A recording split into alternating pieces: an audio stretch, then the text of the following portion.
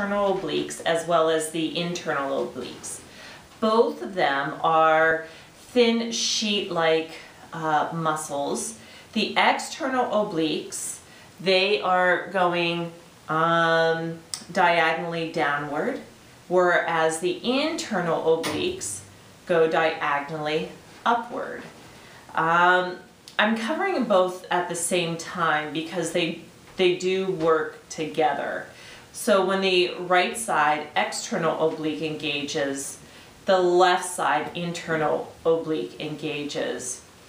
Now the external obliques are more superficial, meaning closer to the skin, than the internal obliques.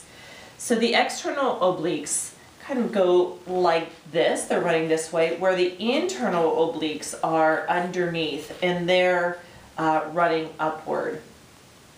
So the external obliques, the origin of them are ribs 5 through 12, and they go down, and again they diagonally cross downward, and they insert into the iliac, the anterior half of the iliac crest. Now on the other hand, the internal obliques, they actually originate from the iliac crest as well as the linea alba, and they run upward into and insert in ribs 9 through 12. So when the external oblique contracts, say I'm contracting my right external oblique, my right shoulder moves forward. So it's the same side. Another action it does is it laterally flexes the trunk. So when I engage those muscles, that is what happens. All right, now, same action, but now I'm focusing on my left internal oblique. So when the left side internal oblique contracts, it's drawing my right shoulder forward.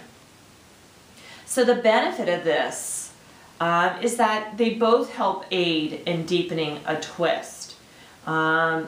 Stepping back for just a second, the left side, the internal oblique, when it contracts, another action it does is laterally flexes the trunk. So going into twists, I'm going to now engage my left external oblique as well as my right internal oblique. What I think of when I come into a twist is that my left external oblique helps get me there, but my right internal oblique can take me a little bit deeper. And you could read on page, what is it, 126, there's not an actual page number to that, but the twisting and the detoxifying, there's a really good example Dr. Ray Long has of all the internal organs and what happens to them. Basically, it's just such a great ringing effect that occurs, and all these internal organs are then able to get a new fresh blood supply, and it's a really detoxifying motion for them. Not only is it help you that way, but many people really just enjoy doing twists just because it feels really good. So again, left, the left external oblique, bringing my left shoulder forward, right internal oblique, helping me to twist a little bit deeper. To help aid in getting deeper into this twist, you can press your left hand into the right thigh, into that right leg or right thigh, so your triceps are starting to engage, as well as more of the muscles in the back, the trapezius, the latissimus dorsi, and the neck muscles will also start to engage, the sternocleidomastoid, helping to turn the head to look over the back shoulder. You could even get the hips into it. So I'm twisting to my right. I could even start to bring my right hip forward and try to draw my left hip back. And obviously doing the same thing on the other side. So again, you want to first create space, because just notice, if you kind of reference again the picture on page 126, all the internal organs there, if my spine was collapsed, you're not benefiting any of those internal organs. They really can't move around how they should. So when you're able to lengthen the spine, that helps to put all the internal organs in their proper place. And going deeper into the twist, that helps to detoxify all of those internal organs. And obviously coming back out. So Dr. Ray Long talks about going into this in Trikonasana. So we'll get into that right now. Let me just double check something. Yes. So when you come into Trikonasana, and I always like to use a block just because it's nice to not go in as deep and actually feel into the posture. So I'm bringing my right foot forward and my left foot back. So now I'm going to just keep my hand up on my hip, because then I'll have a little bit more control.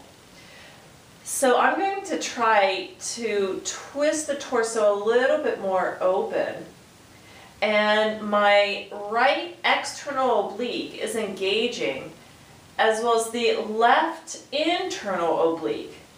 Now, if it was reversed, if my left external oblique was working and my right internal oblique was engaging, I would start to rotate down.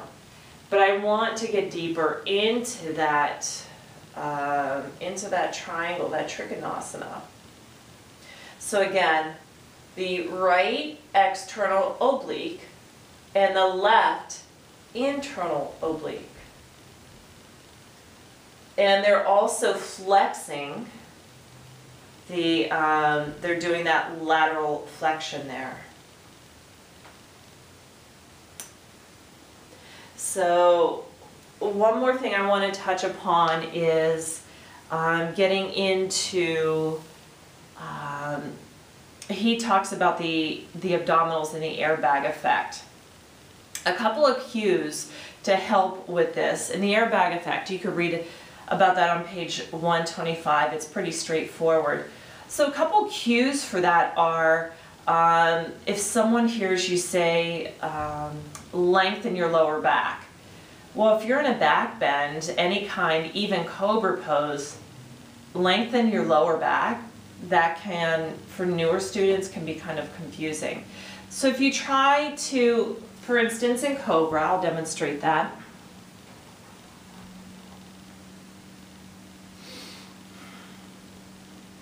So I've noticed one point I want to say. Most women tend to have their tailbone lifted, so their lower back seem to get compressed quite easily. So if you just come into a low cobra, a lot of people can complain of discomfort in their lower back, their lumbar spine area. So a couple of cues, as I mentioned, are to tuck the tailbone under. Try to press the pubic bone into the floor. And that helps to get a little deeper into the pose. It's a lot more comfortable for people. I'm just going to come into Sphinx pose.